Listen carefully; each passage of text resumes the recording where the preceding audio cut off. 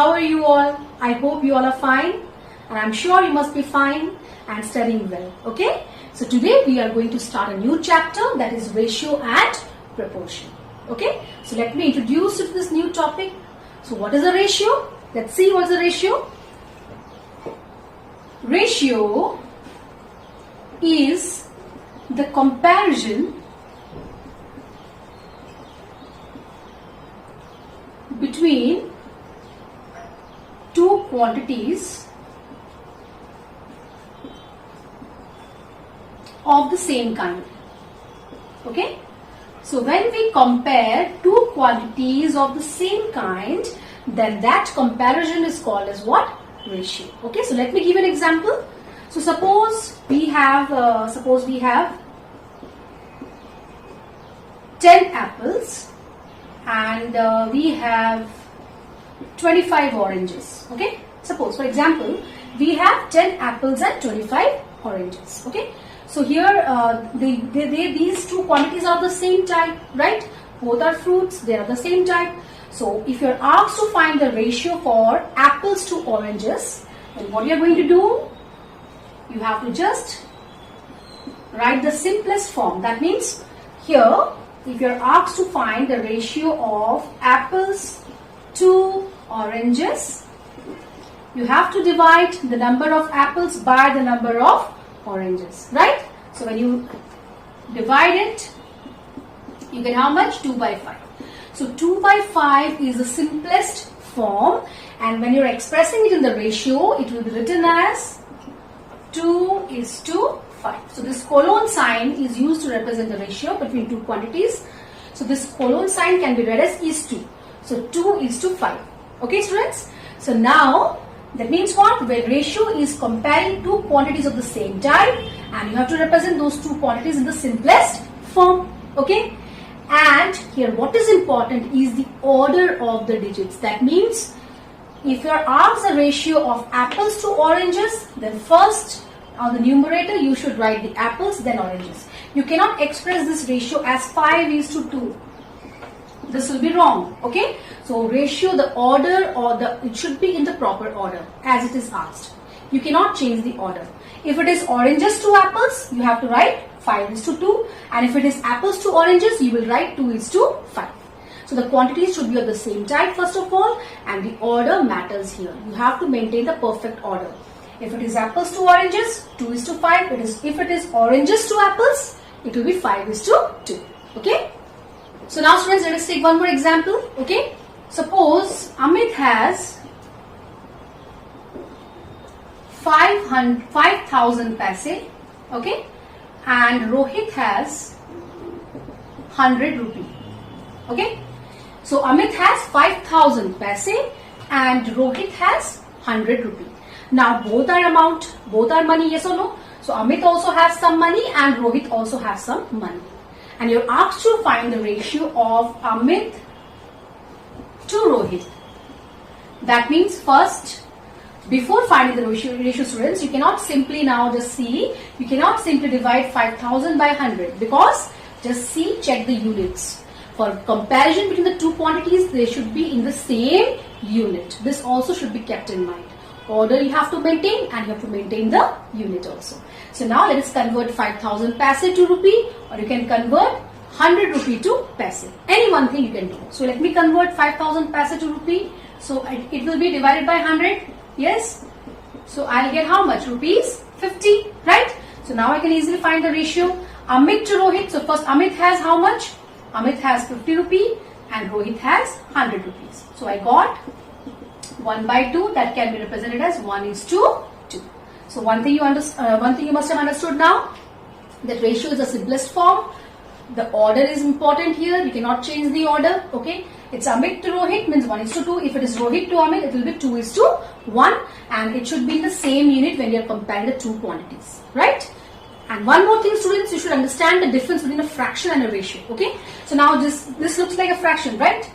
1/2 is a fraction or not? And we are writing 1/2 as 1:2, right? So this is a fraction and this is a ratio. So understand that there is a difference between fraction and ratio. Now fraction represents a part of the whole. Fraction represents what? a part of the whole. That means the total parts is 2 and out of 2, 1 part. So 1 part out of 2 parts. Total number of parts is 2. But in a ratio, this is what? The total number of parts is not 2 here. Because although we can write 1 by 2 as 1 is to 2, but the total number of parts will be 1 plus 2, that is 3. Right? So in a ratio, the total number of parts is, so this will be 1 out of 3 and this will be 2 out of 3. But 1 by 2, a fraction represents 1 part out of the total number of 2 parts. But a ratio represents, in a ratio, what is the total number of parts? Here in this case, 1 plus 2, that is 3 is the total parts. 3 is the total parts. The total number of parts will be what? 3. And the first ratio is what? 1 out of 3. And the second one is 2 out of 3. Remember it. The total parts will not be 2, but here in this case, 3. Okay? So students, now let's solve these questions so that your ideas become more clear. Okay? So let's come to the first question for today. Write a fraction in the simplest form for each ratio. That means the ratios are given and you have to write the fraction for each ratio in the simplest form. So now very easily you will be able to do, students. It's very simple. So 24 is to 27 is what? 24 upon 27. So you can cancel with a single factor. 3 9s are 3 8s are. So this is a fraction. You are supposed to write the fraction. So the fraction in the simplest form is 8 by 9. Similarly here also, just write down 35 upon 42. So both will be divisible by 7. Yes? 7 is the HCF. 7 6 are 42. So how much is the fraction? 5 by 6. Now here also you can see you have 44 by 76. Right? So this can be cancelled with 4 itself. Yes or no? With 4 you can cancel. 4 11s are. And you have 4 1s are 4. 4 4s are. Sorry. Yes, 4 1s are 4 and 4 9s are 36. So the ratio, the fraction, the simplest form is 11 by 19. Likewise here also students, you can just see 91 upon 104. So this is cancelled. This can be cancelled by the common factor 13. 13 7s are 91. 13 8s are 104. So you've got the answer 7 by 8. I hope the idea is getting clear with you all. So students, now let's come to the next question.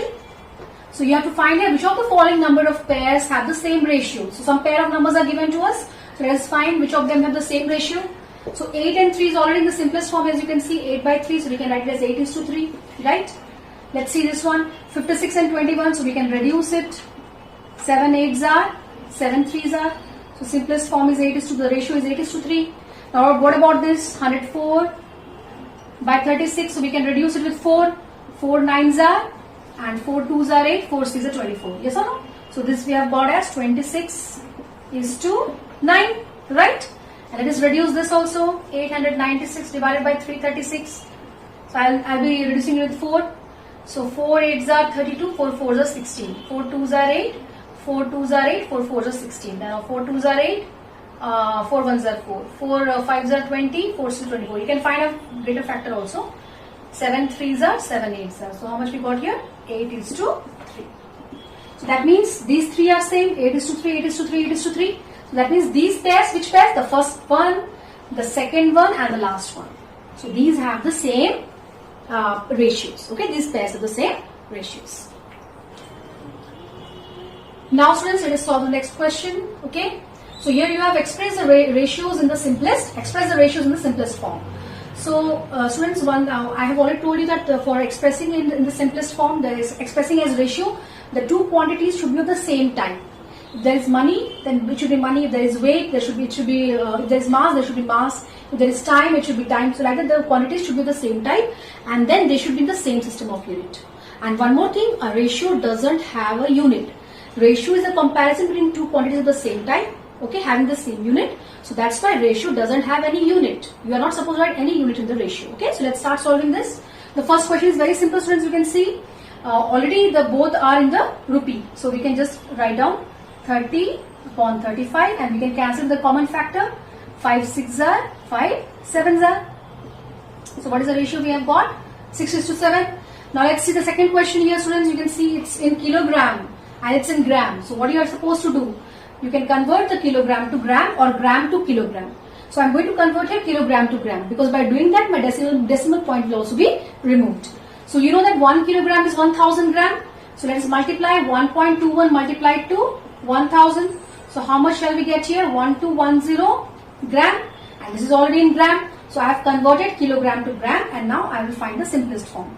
So 1210 divided by 22, it's divisible by 11. 11 twos are 110. Then we have 2 ones are 55. So you have got here 55 is to 1. 55 is to 1 is the simplest, is the ratio.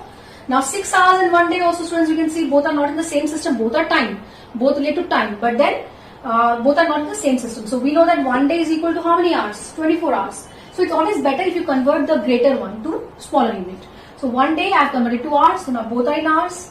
So now we can easily find out 6 by 24. So how much I got here? 1 is to 4, obviously. Now let's come to this one. So here you have 4 days and 4 weeks, 8 days and 4 weeks. So you know the week is greater than days. So 1 week has 7 days. So 4 weeks will be having how many days? 28 days, obviously. So now we have got the simplest form. We can easily convert it now.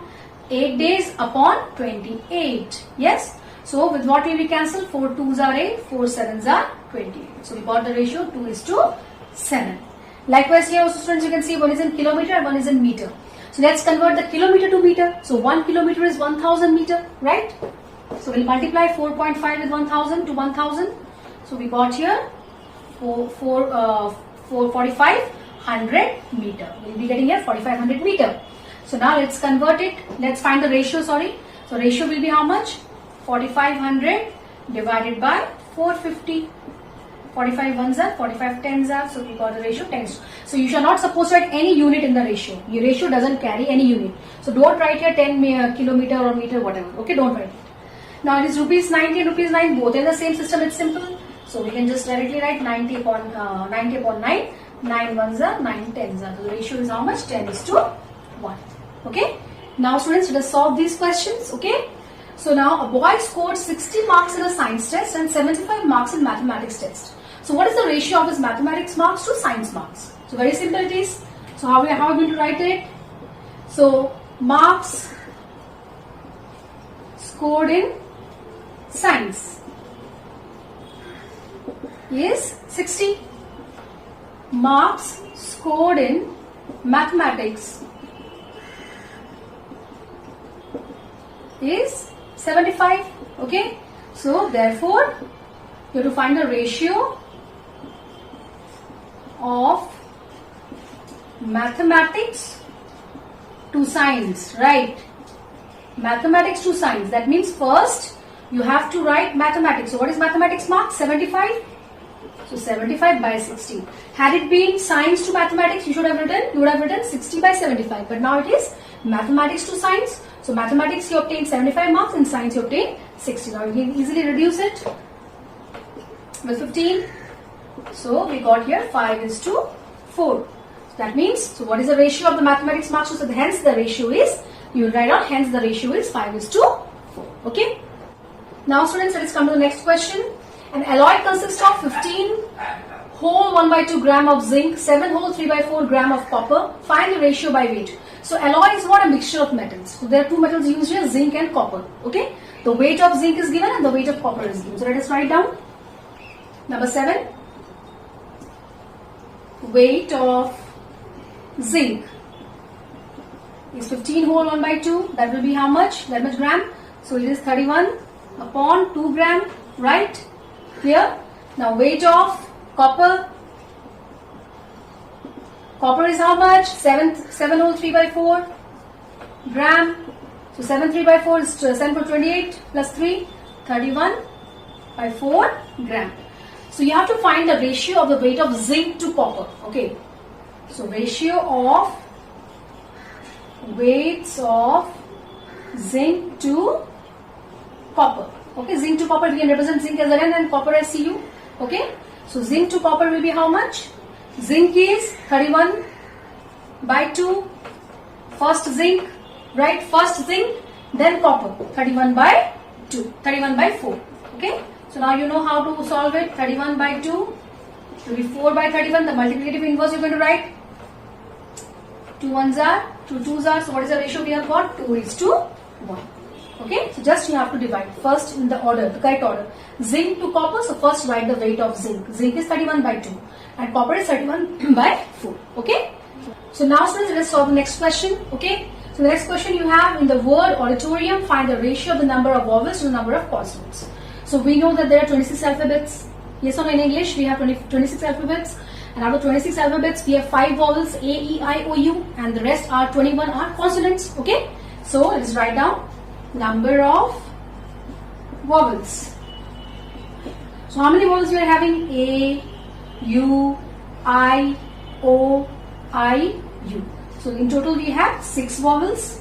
So therefore number of consonants will be, obviously it's a 10-letter word. So how many consonants? Let's count. 1, 2, 3, 4.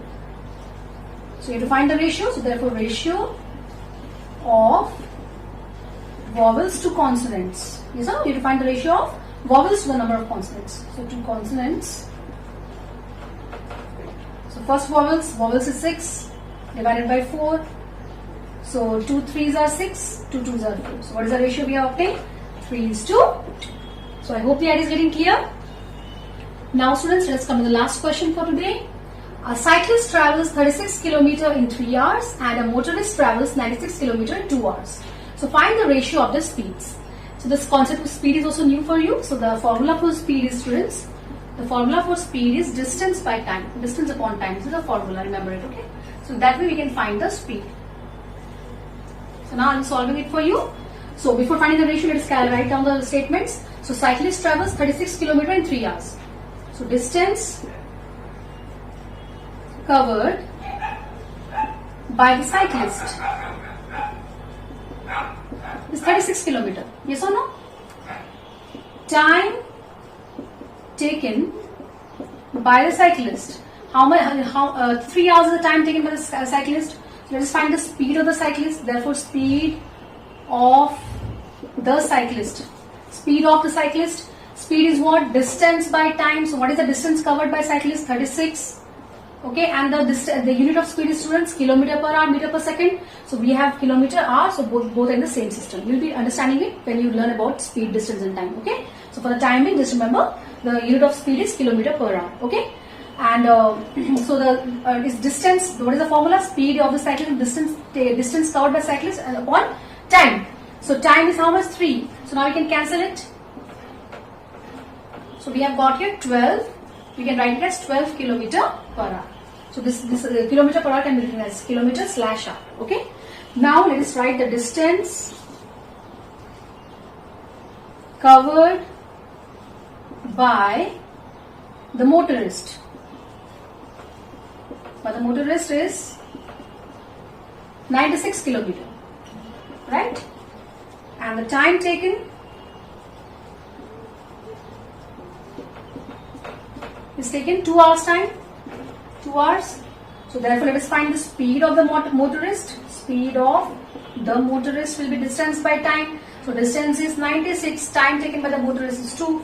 So it will be 2 4s are 8 and 2 8s are 16. Right? So we have got 48 kilometer per hour. Now we have obtained the speed of the cyclist and the speed of the motorist. But now the question is, what is the question? Find the ratio of the speeds. So here the order is not given, whether you have to find the ratio of the speed of the cyclist to the motorist or the motorist to the cycle. So let us take cyclist first, okay? So therefore, ratio of their speeds. So cyclist, what is the speed of cyclist? 12. And what is the speed of the motorist? It's 48. So we reduce it. We have got the order. We have got the ratio 1:2. Okay, so students, I hope with this you guys is getting clear about the ratio. So till this number, practice well, and the next class we'll be discussing some more questions. Till then, study well and take care.